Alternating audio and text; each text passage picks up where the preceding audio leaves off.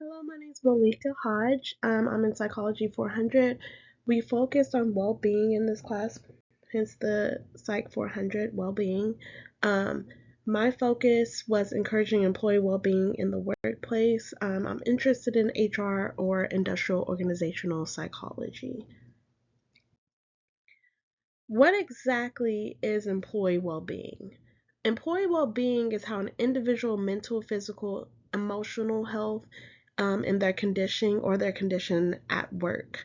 Um, the key areas is physical, like is it safe, fitness, ergonomics, the mental, the mindfulness and stress management at work, social, the positive relationships and the teamwork that they build at work, and then emotional. Does the employees feel value or support in the workplace? Why do these things matter? They matter because individual employees' well beings matter because it creates a boost in moral, productivity, retention, which will have benefits for not only the employees but the organization as well that they work for.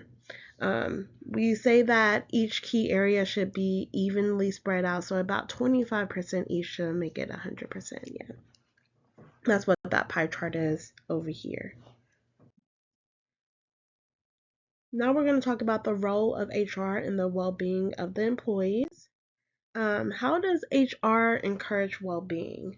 Well, HR, they design wellness programs by creating a um, communication or just becoming a team with other places like gym memberships. You know how some works do offer gym memberships when you do work for them, and they also help with mental health support.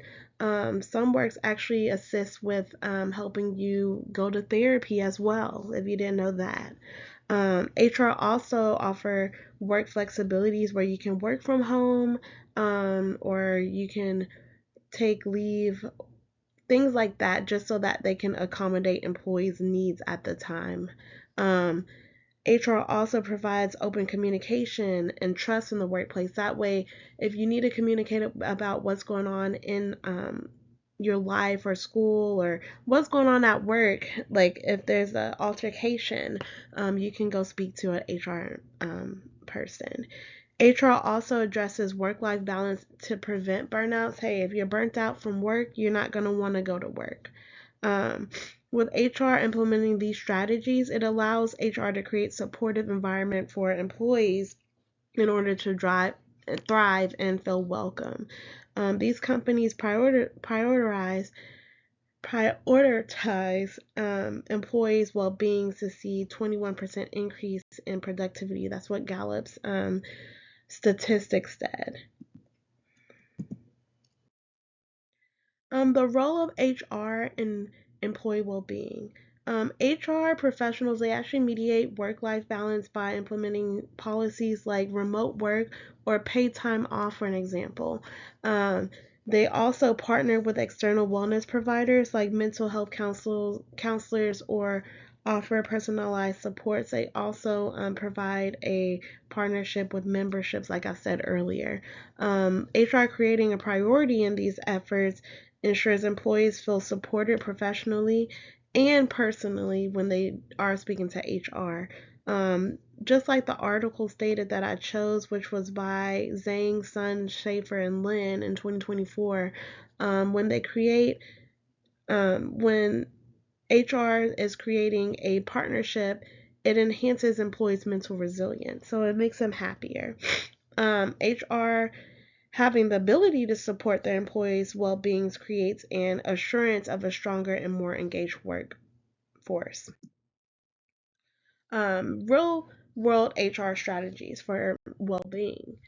So, flexible work policies, an example would be employees being allowed to work remotely or hybrid, which is in their homes instead of going to work. It's convenient for the employee, they're comfortable at home, and that means that it'll reduce stress and enhance productivity as well. So, that's why you see more people working from home nowadays. Um, Employee assistant programs or EAPs, these offer mental health support, mediation, or financial advice to employees to better assist their life as well. They also have wellness opportunities. Examples would be like organizing wellness challenges, such as providing gym memberships.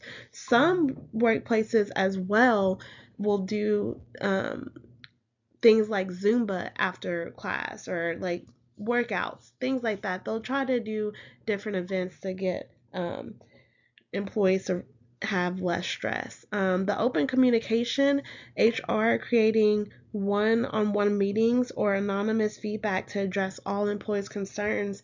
This will allow employees to give feedback on how they're feeling or what they think that should change or what they're needing to be happier in a workplace, which still ties to industrial organizational psych. Um, in the article that I read, it mentioned how high commitment work systems encourage trust and collaboration, which are critical in improving employee well-beings. Um, Together, these strategies ensures that HR fosters a workplace culture that creates a priority of employee well-being and drives success for both employees and the organization. Addressing mental health in the workplace. Now, the article does highlight in the article mutual reliance builds trust and mental resilience, which are all key contributors to workplace well being. Workplace friendships. Workplace friendships create a reduction in stress while also creating a sense of belonging. So, everybody wants to belong. We learned that in psychology. You want to find your where you fit at, and when you find friendships, it makes you stay at jobs and also makes you happier at the job as well. It also creates a shield against isolation and work burnout. Um, Teamwork is working as a team builds trust and mental resilience. Um, it helps you build a relationship where if you can't go to HR, you can go to your coworkers as well. Um, HR's role is creating open communication about mental health, providing employee assistance programs or APSs, and training management to recognize and support employee mental health challenges. So, training the management team will also help the employees as well. Creating workplace friendships and teamwork, HR has a critical role in creating a healthy workplace and a healthy mental state for employees. The conclusion is creating workplace friendships, encouraging teamwork, and having effective HR strategies. Organizations can build a culture of well being for employees. These efforts will also lead to less stress or a reduction in stress, increase engagement, and improvement in productivity, which drive success in organizations as well as for employees. As emphasized in the article by Zhang Sun, Schaefer, and Lin in 2024, these operations are fundamental in promoting a healthy mental and emotional workplace, which will increase well being for employees and basically everyone involved. Concluding that HR and organizations prioritize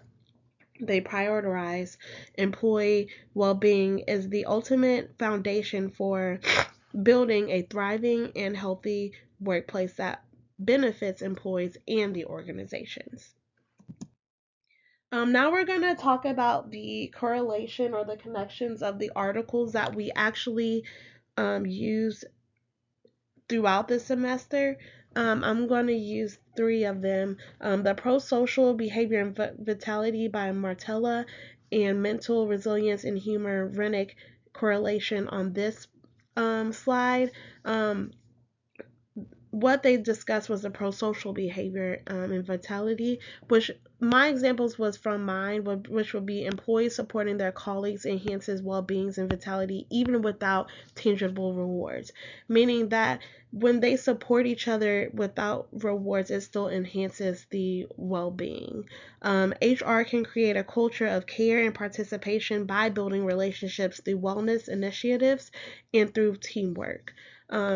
With the other article, Mental Resilience and Humor by Rennick, using adaptive humor and creating environments that include support reduces workplace stress and depression. The strategies that HR uses, like EAPs and open communication, also encourage positive coping and promote resilience. Now, with hedonic and Eudaimic Well-Being by Jocelyn Lowe. The correlation with that article, the hedonic would have been friendships and flexible workplace policies provide immediate happiness and stress relief, and the eudaimic would be career growth, teamwork, and purpose driven, initiates foster long-term commitment and fulfillment. Now, my steps to finding the article was I did go to Psych Info and search for HR and well-being. I changed the filters for the last 5 years and peer review, and make sure that it was peer reviewed as well. Then I researched the author's credentials and assured that they aligned with the peer-reviewed article credentials, and then I made sure the article was organized and related to the course by reading it. So I did make correlations as well. I had a great semester, and I hope you all did as well. Good luck in the future, and here's my references. Thank you.